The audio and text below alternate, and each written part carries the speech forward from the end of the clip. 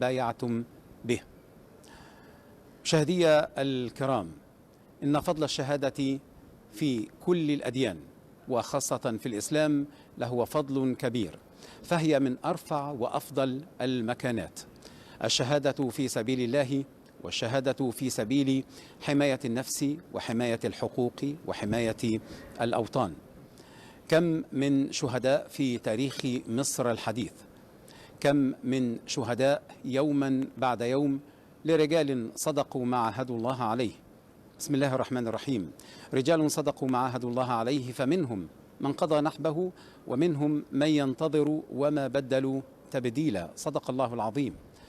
هم رجال هكذا وصفهم الله في كتابه العزيز. فضل الشهادة لا تغيب عن أي أحد منا، وما من أحد يتمنى أن يعود إلى الدنيا مرة أخرى فيقتل ويستشهد إلا الشهيد. إن حلاوة الشهادة وحلاوة الإيمان هي فضل عظيم يمن الله به على من يشاء، ويمن الله به على من يصدقون النية ومن يصدقون في أنفسهم فينالون هذا الفضل العظيم. فالإخلاص والصدق هما الشرط المهم لنيل خير هذه الشهادة وهذا الفضل العظيم. ولن ننسى في هذه الأيام ربما الصعبة على الأمة الإسلامية أن نحيي أرواح شهدائنا في غزة، هؤلاء الذين ضحوا بحياتهم من أجل تمسك بأوطانهم وتمسك بحقوقهم، فلهم كل التحية ولهم كل الذكرى، وهم عند الله إن شاء الله شهداء أبرار، ونحسبهم كذلك عند الله سبحانه وتعالى. يوم الشهيد هو فضل يجود به الله سبحانه وتعالى حين نتذكر شهداءنا وحين نحيي ذكراهم.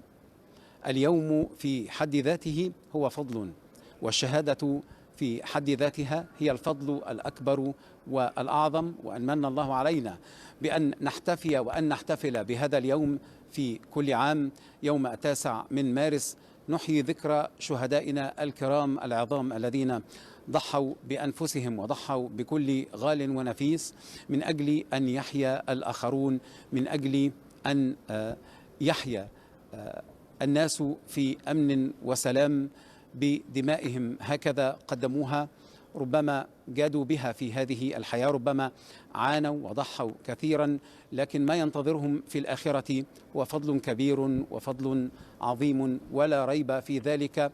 فنحن نصدق ما وعد به الله سبحانه وتعالى ووعد به رسوله، ولذلك كانت الدنيا رخيصة عليهم وكانت الآخرة غالية. وما أغلى من سلعة الله، ألا إن سلعة الله الجنة.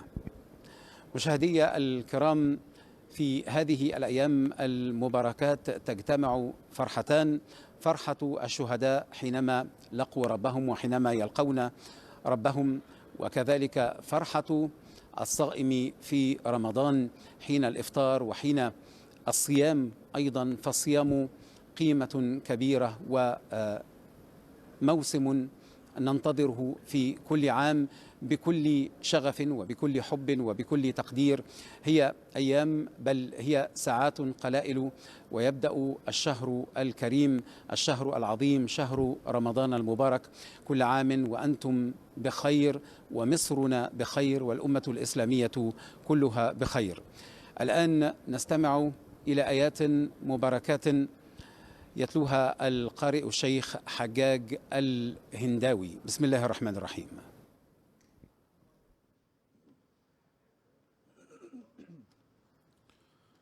أعوذ بالله من الشيطان الرجيم.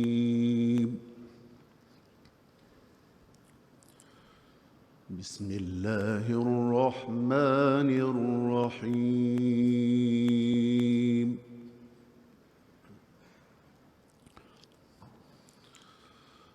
يا أيها الذين آمنوا استعينوا بالصبر والصلاة الصلاة.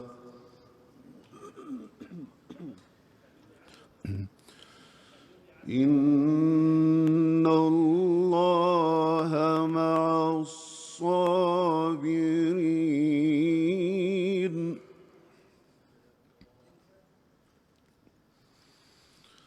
ولا تقولوا لمن يقتل في سبيل الله أموات،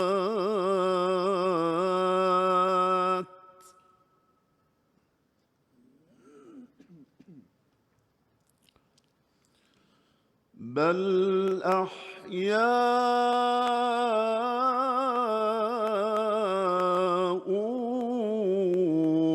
ولكن لا تشعرون.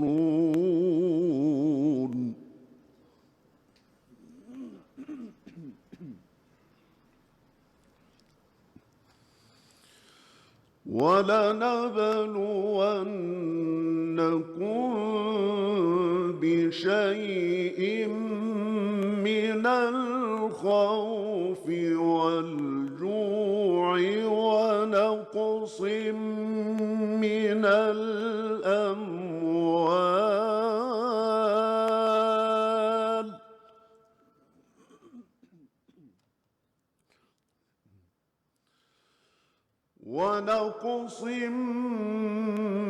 الأموال والأنفس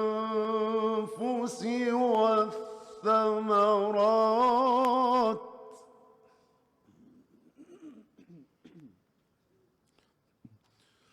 وبشر الصابرين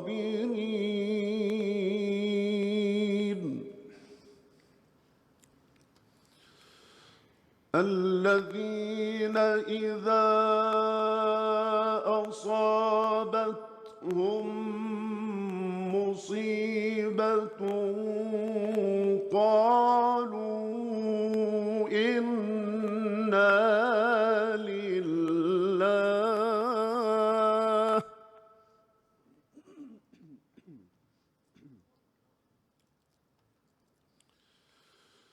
الذين إذا أصابتهم مصيبة قالوا إنا لله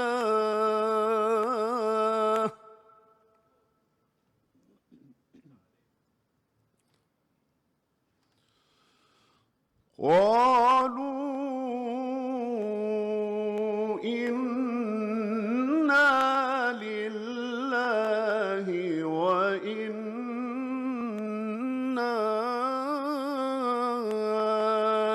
إليه راجعون.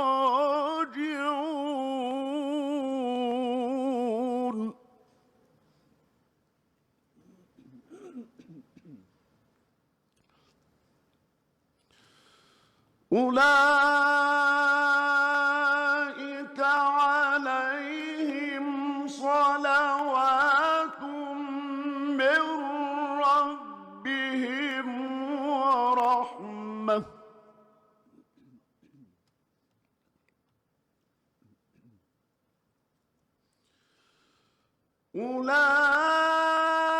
أولئك عليهم صلوات من ربهم ورحمة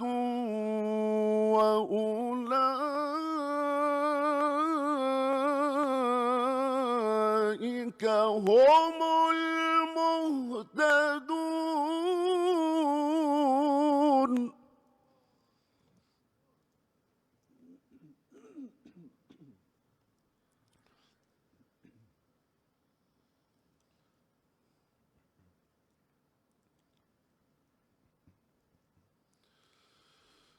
يا أيها الذين آمنوا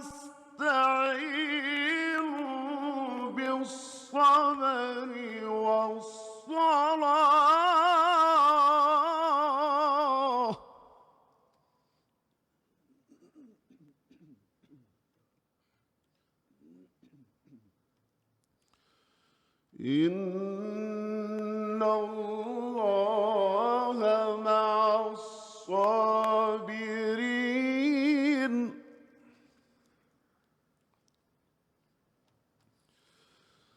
يا أيها الذين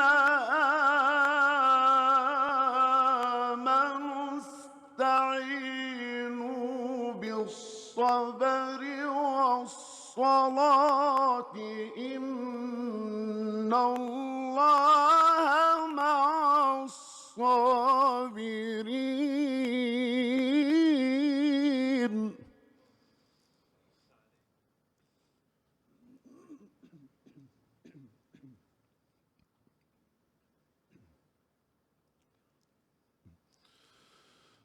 ولا تقولوا لمن يقتل في سبيل الله أموات،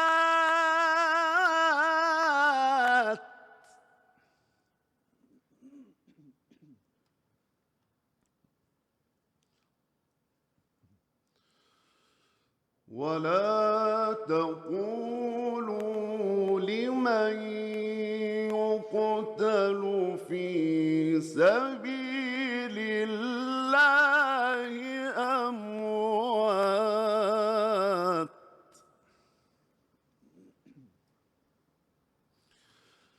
بل أحياء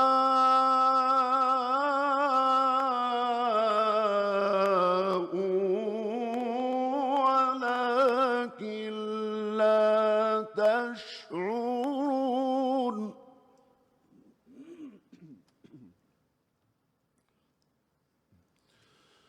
بل أحياء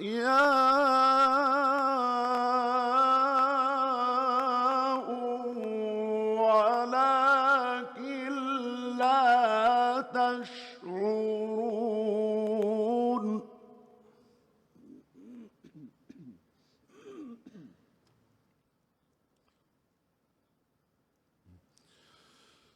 ولنبلونكم بشيء من الخوف والجوع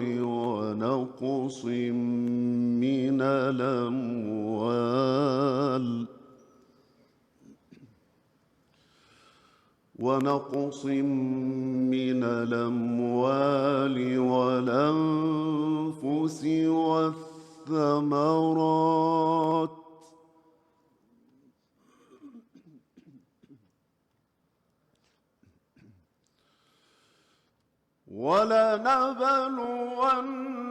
ولنبلونكم بشيء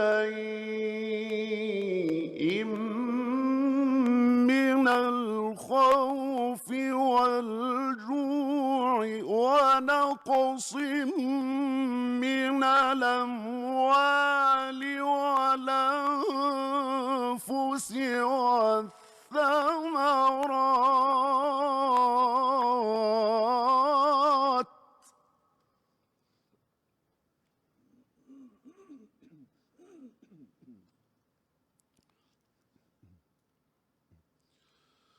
وبشر الصابرين.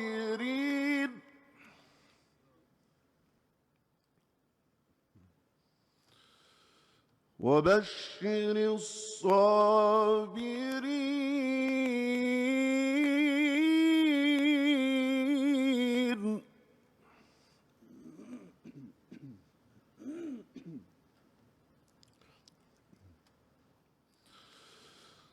الذين إذا أصابتهم مصيبة قالوا إنا لله وإنا إليه راجعون.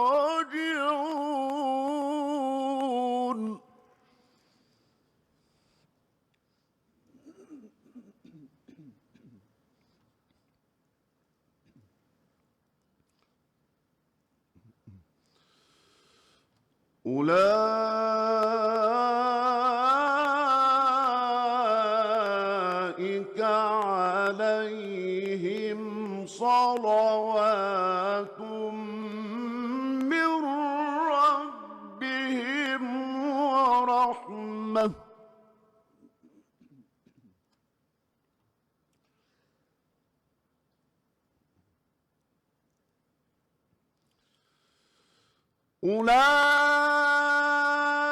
أولئك عليهم صلوات من ربهم ورحمة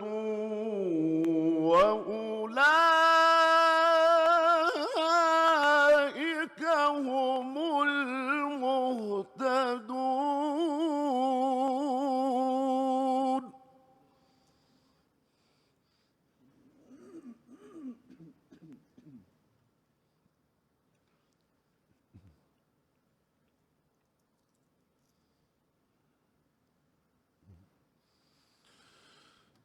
إن الصفا والمروة من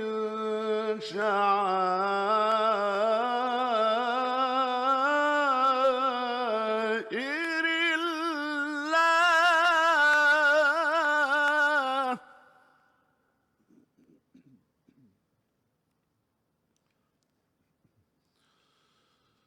فمن حج البيت أو اعتمر فلا جناح عليه أن يطوف بهما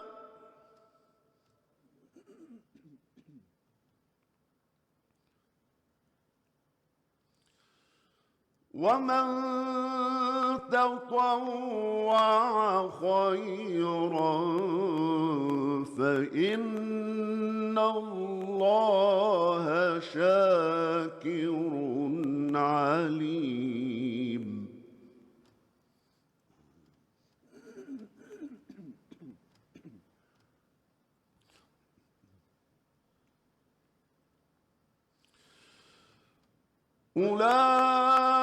أولئك عليهم صلوات من ربهم ورحمة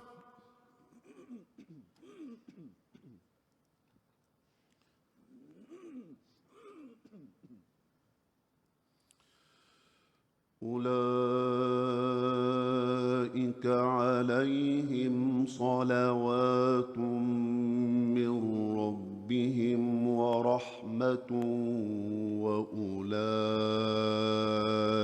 هم المهتدون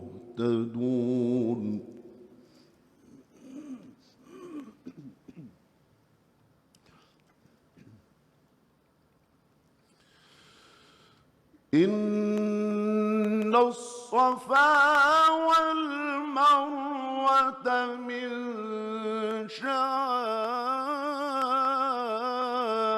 شعائر الله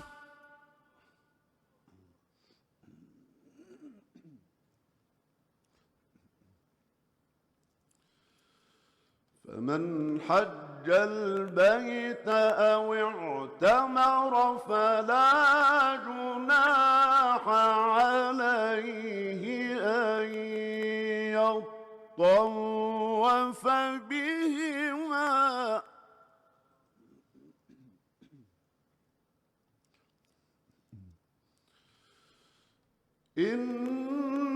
إن الصفا والمروة من شعائر الله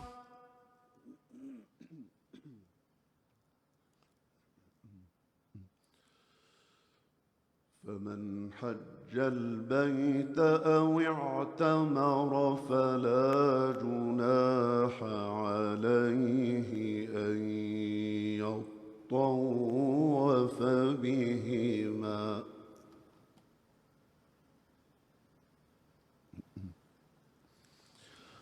ومن تطوع خيرا فإن الله شاكر عليم.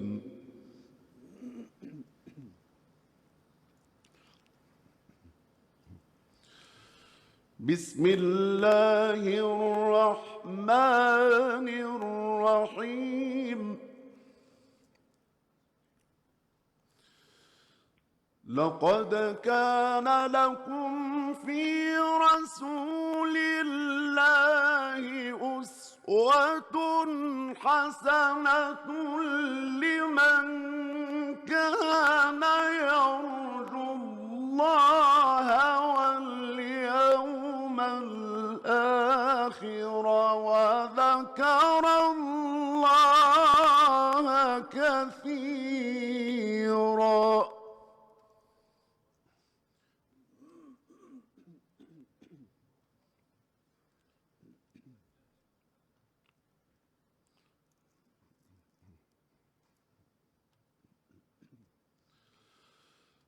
ولما رأى المؤمنون الأحزاب قالوا هذا ما وعدنا الله ورسوله وصدق الله ورسوله.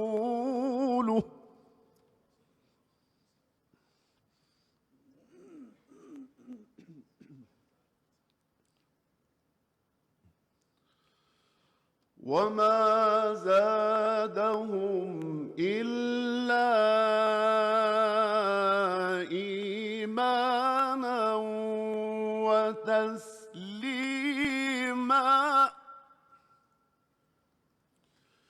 من المؤمنين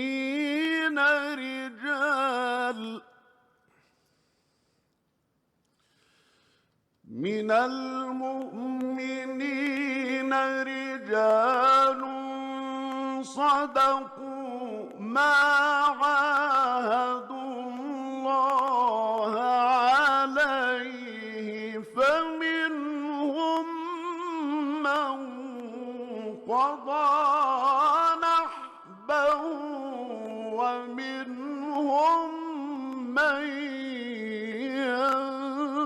ينتظر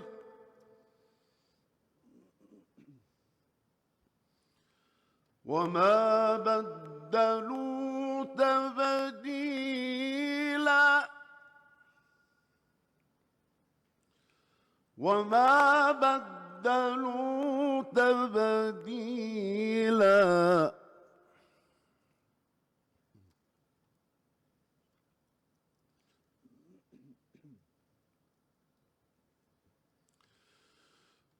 ولما رأى المؤمنون الأحزاب قالوا هذا ما وعدنا الله ورسوله وصدق الله ورسوله.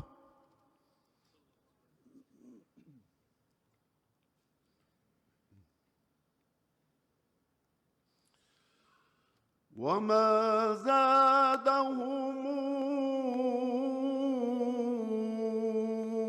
إلا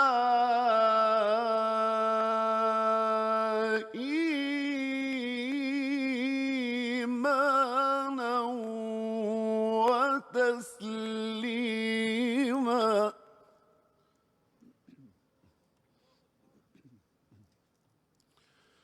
من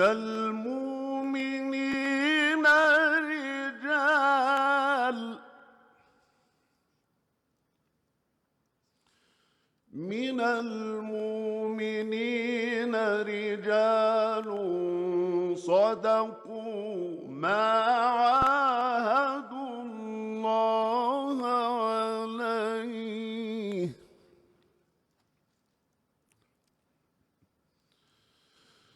من المؤمنين المؤمنين رجال صدقوا ما عاهدوا الله عليه فمنهم من قضى نحبه ومنهم من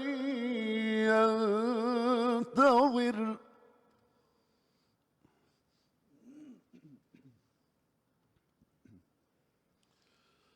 وما بدلوا تبديلا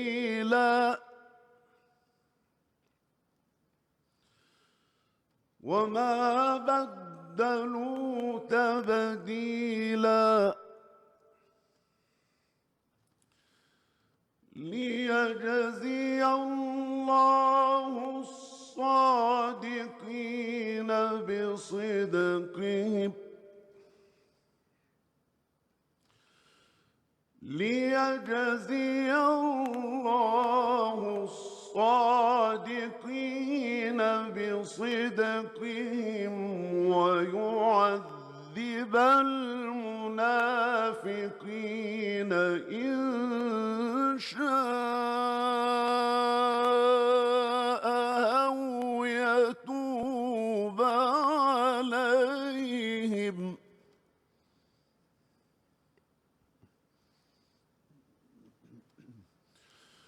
إن الله كان غفورا رحيما صدق الله العظيم الفاتحة.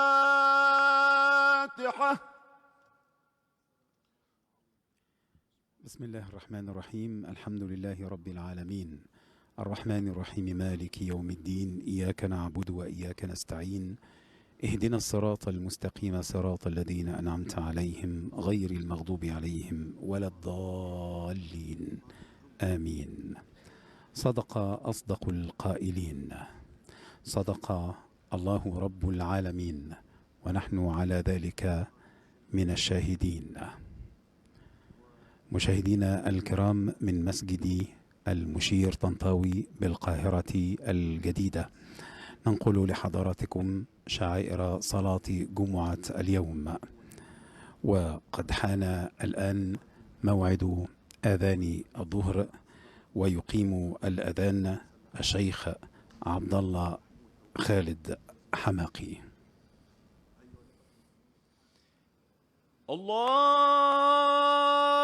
الله أكبر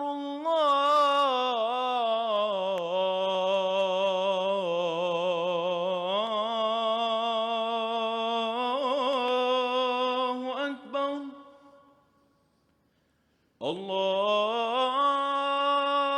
الله أكبر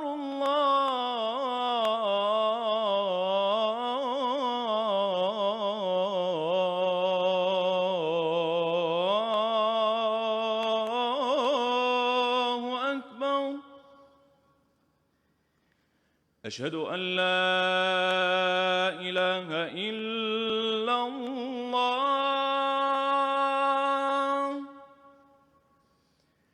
أشهد أن لا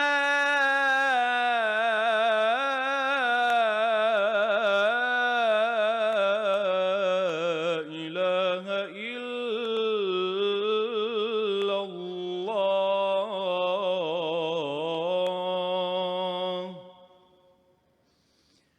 أشهد أن محمدًا رسول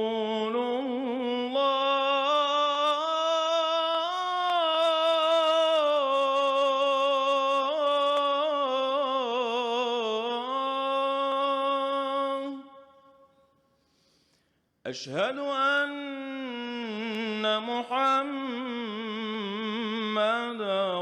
رسول الله. حي على الصلاة.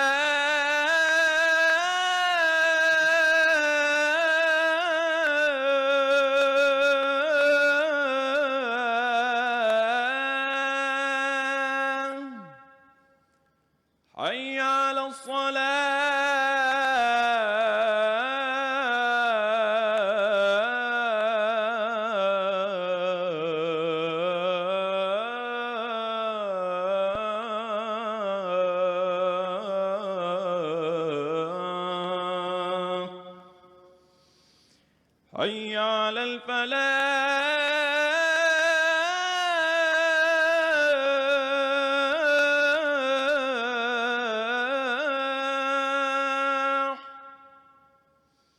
حي على الفلاح.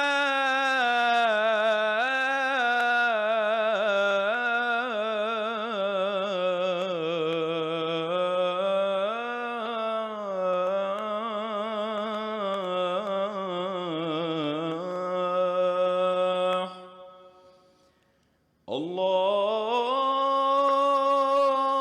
أكبر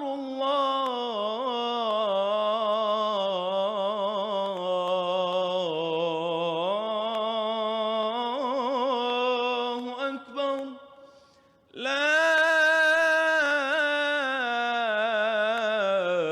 إله إلا الله.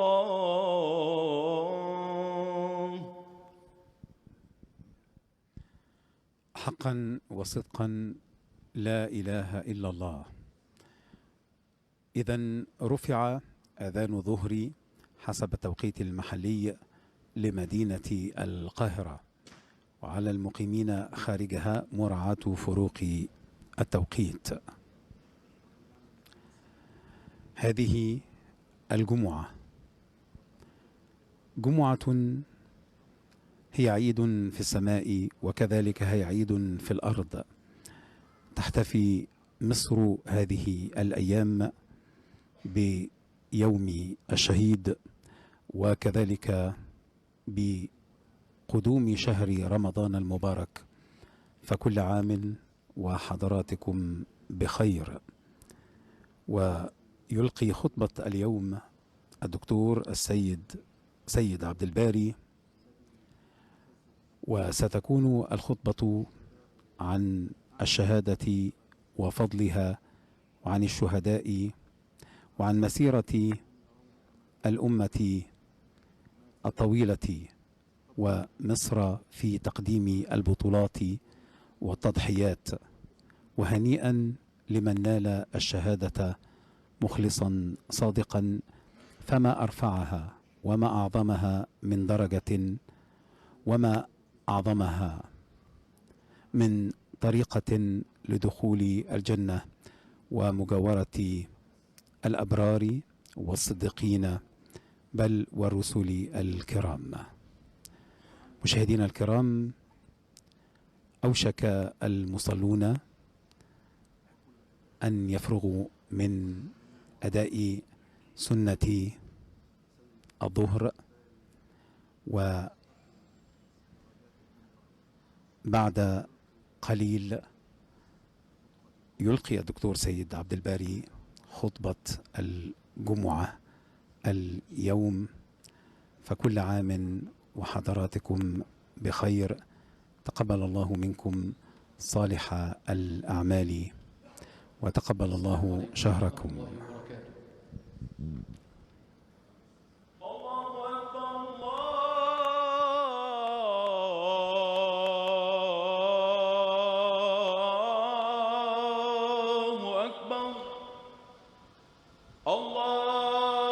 أكبر الله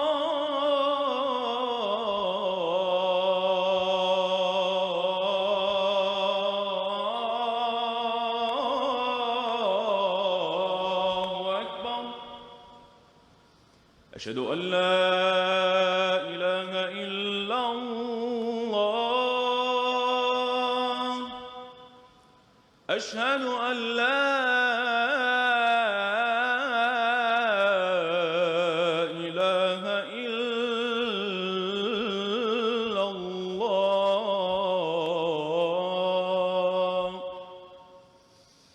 أشهد أن محمدًا رسول الله.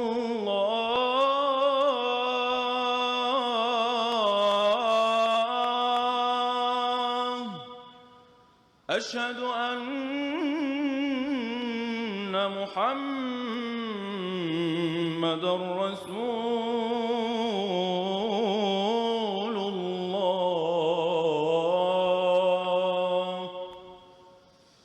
حي على الصلاة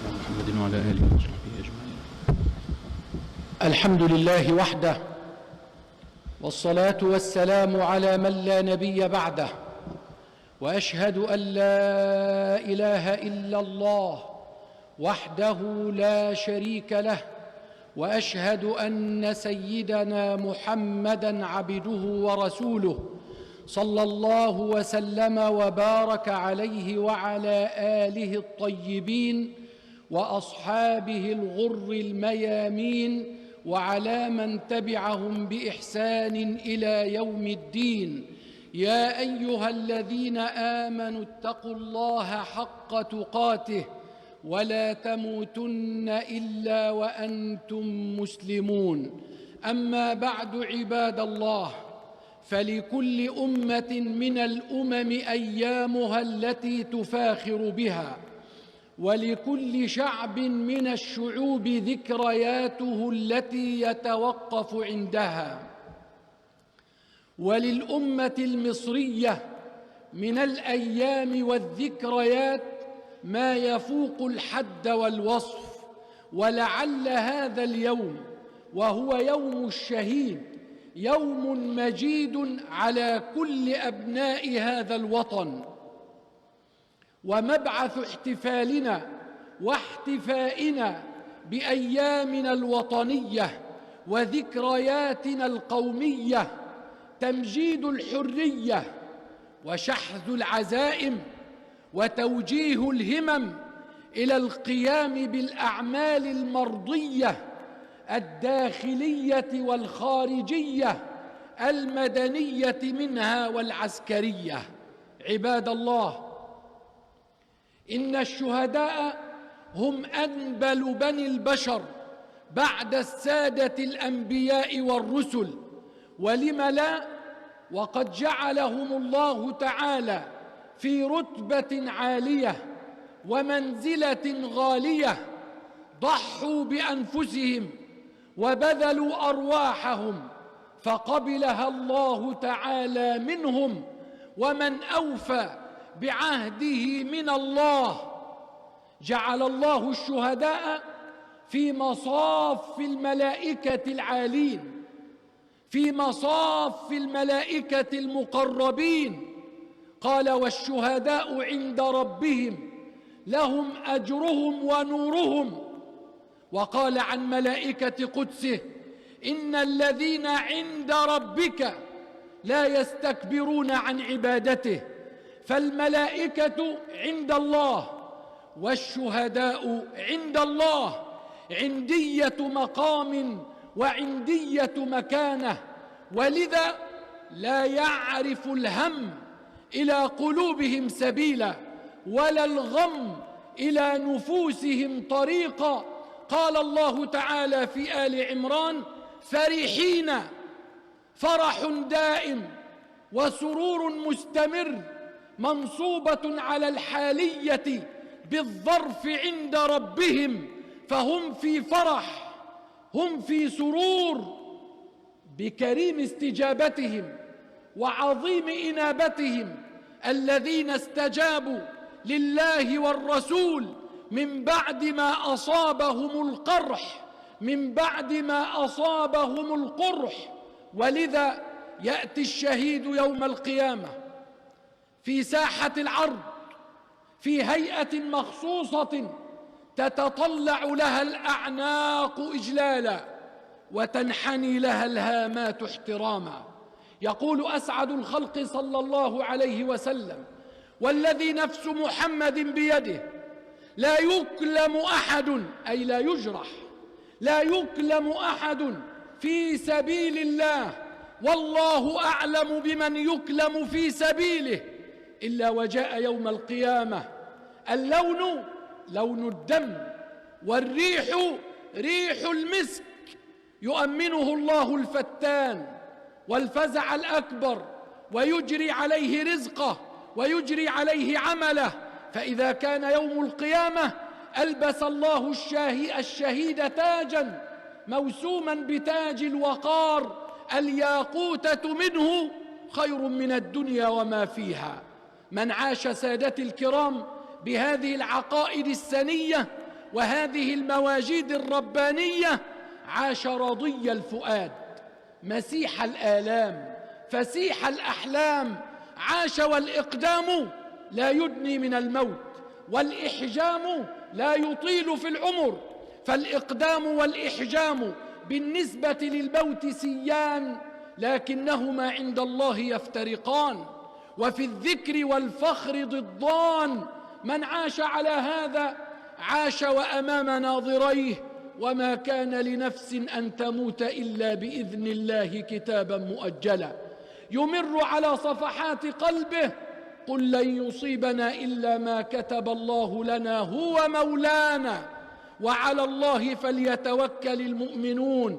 عاش ولم يغب عن باله مشاهد أكابر هذه الأمة رضي الله عن أسد الإسلام علي بن أبي طالب حين قال: أي يومي من الموت أفر، يوم لا يقدر أم يوم قدر؟ يوم لا يقدر لا أرهبه، ومن المقدور لا ينجي الحذر. رضي الله عن بلال قال لزوجه وهو في شدته وكربته وغربته تنعيه وتقول: وبلالاه وحزناه، قال: لا تقولي وبلالاه، قولي وفرحتاه، غدا ألقى الأحبة محمدا وصحبه. أقول قولي هذا وأستغفر الله لي ولكم.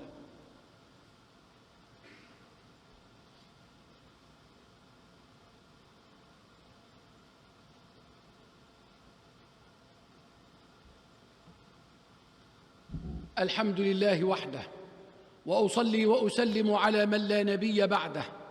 أما بعد، عباد الله، لا يظن أحدنا أن هذه الرتبة العالية وهذا المقام الغالي ينال بضربة حظ خاطفة أو يأتي خبط عشواء، بل لا بد فيه من الفيض الجودي وبذل المجهود البشري بالصبر المجرد. الصبر ضرورة يا عباد الله، لا فلاح ولا نجاح في الدنيا ولا في الآخرة إلا بالصبر. لقد عرف خطاب المعالي وعشاق المجد وطلاب السيادة أن الرفعة في الدنيا كالفوز في الآخرة، ولا ينال ذلك إلا بركوب متن المشقات وتجرع غصص الآلام، وبدون هذا لا يتم عمل، بدون صبر لا يتم عمل ولا يتحقق أمل. لا تيأسن وإن طالت مطالبة، إذا استعنت بصبر أن ترى فرجا. أخلق بذي الصبر أن يحظى بحاجته، ومدمن القرع للأبواب أن يلج، لنكن أوفياء لهذه الدماء التي سبقتنا على ضرب الشهادة، متمنين على الله جل جلاله أن يرزقنا بميتة كريمة نلحق بها أكابر هذه الأمة، ونسأله تعالى جل جلاله أن يديم علينا نعمة الأمان والإسلام والاطمئنان، فلولا دماء الشهداء ما أمنت البشرية، ولا استعادت الإنسانية ثقتها، ولا عبد رب البرية. فنعم العدلان ونعمة العلاوة. أسأل الله تعالى أن يحفظ بلادنا، وأن يحفظ جنودنا، وأن يحفظ حدودنا. اللهم احفظ مصر شعبا مترابطا، وقائدا حكيما، وجيشا أبيا كريما، وأمنا مستتبا عاليا. اللهم كما أخرجت يوسف من المضيق وجعلت لموسى في البحر الطريق، وأنجيت يونس من بطن الحوت الدقيق، اجعل لمصر وأهلها فرجا بكرمك وجودك يليق. اللهم أنعم على قائدنا بالصحة والعافية، ألهمه الصواب والحكمة وفصل الخطاب. وآخر دعوانا أن الحمد لله رب العالمين، وصل اللهم وسلم وزد وبارك على عبدك ونبيك سيدنا محمد وآله، وأقم الصلاة.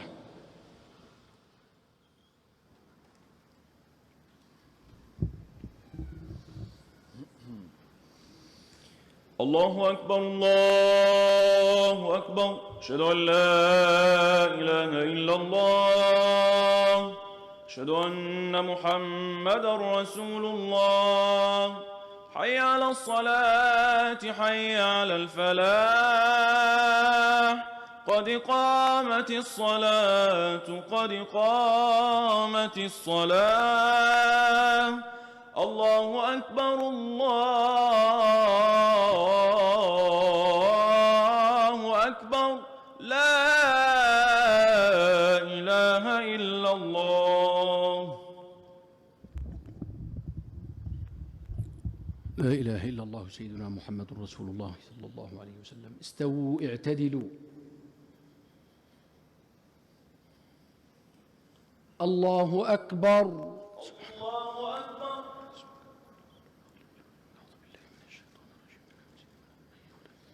بسم الله الرحمن الرحيم. الحمد لله رب العالمين الرحمن الرحيم مالك يوم الدين إياك نعبد وإياك نستعين اهدنا الصراط المستقيم صراط الذين أنعمت عليهم غير المغضوب عليهم ولا الضالين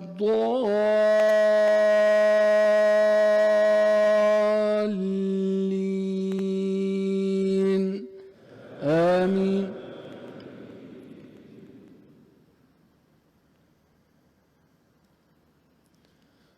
ومن يطع الله والرسول فأولئك مع الذين أنعم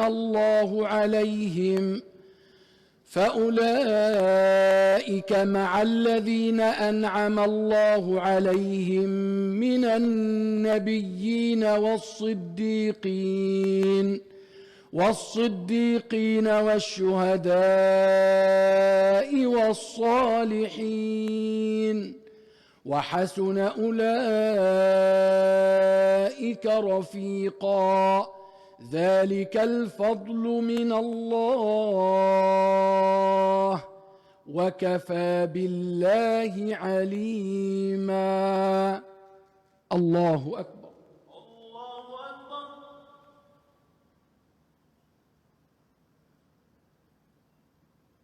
سمع الله لمن حمده. ولك الحمد. الله أكبر.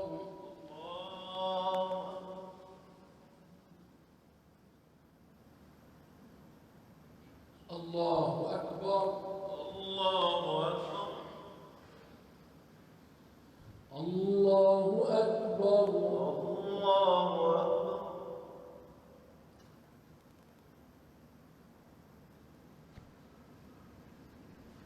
الله أكبر.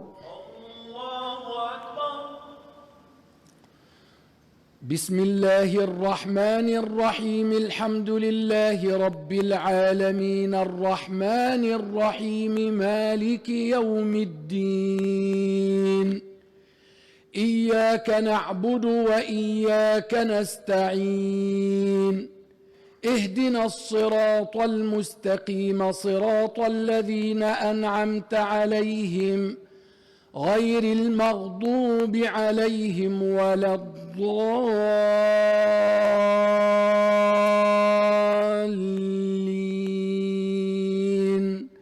آمين.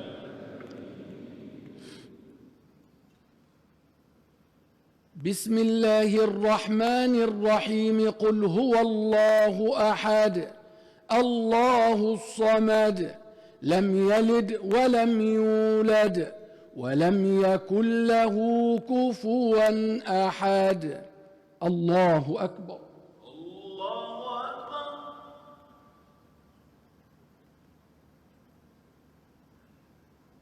سمع الله لمن حمده. الله أكبر.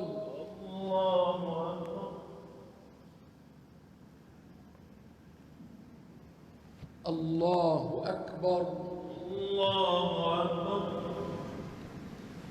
الله أكبر.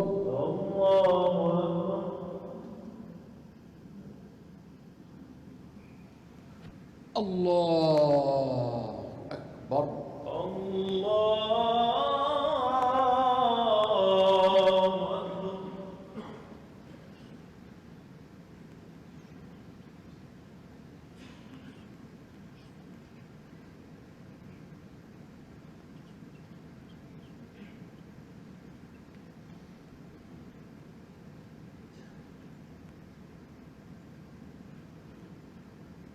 السلام عليكم ورحمة الله. السلام عليكم ورحمة الله. السلام عليكم ورحمة الله. السلام عليكم ورحمة الله.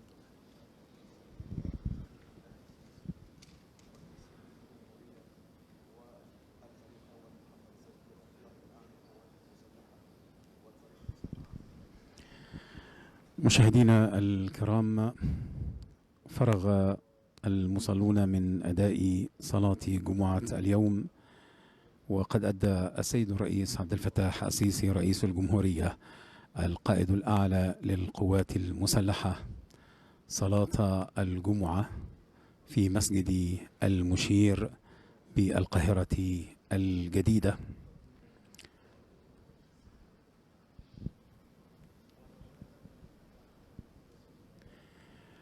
ويؤدي الآن السيد الرئيس سنة الصلاة.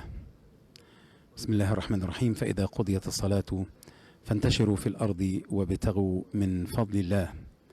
صدق الله العظيم. فضل الشهادة هو الفضل الذي نحتفي به جميعا في قلوبنا وفي شعائرنا وفي كل يوم من أيامنا إلى روحهم المطهرة. بسم الله الرحمن الرحيم. من المؤمنين رجال صدقوا ما عاهدوا الله عليه فمنهم من قضى نحبه ومنهم من ينتظر وما بدلوا تبديلا. صدق الله العظيم. لا تبديل لسنن الله في كونه وفي خلقه، ولذلك فالحق دائما أحق أن يتبع. ولذلك فكانت منزلة الشهداء المنزلة الأعلى، كما قال خطيب الجمعة: الشهداء هم أنبل الخلق وأنبل الناس، لأنهم ضحوا بأرواحهم في سبيل غيرهم وفي سبيل حياة وأمان غيرهم، ولذلك حق لهم أن يكونوا في المراتب العليا، سواء في الآخرة أو في الدنيا، حيث نحتفي بهم ونهدي روحهم الطيبة والعطرة كل سلام وكل تحية وكل تقدير وكل شكر. ربما لا نعلم كثيرا من أسماء ووجوه الشهداء الذين ضحوا بأنفسهم وأرواحهم من أجل أن نحيا نحن، لكن الله يعلمهم، وكفى بالله عليما وكفى بالله خبيرا.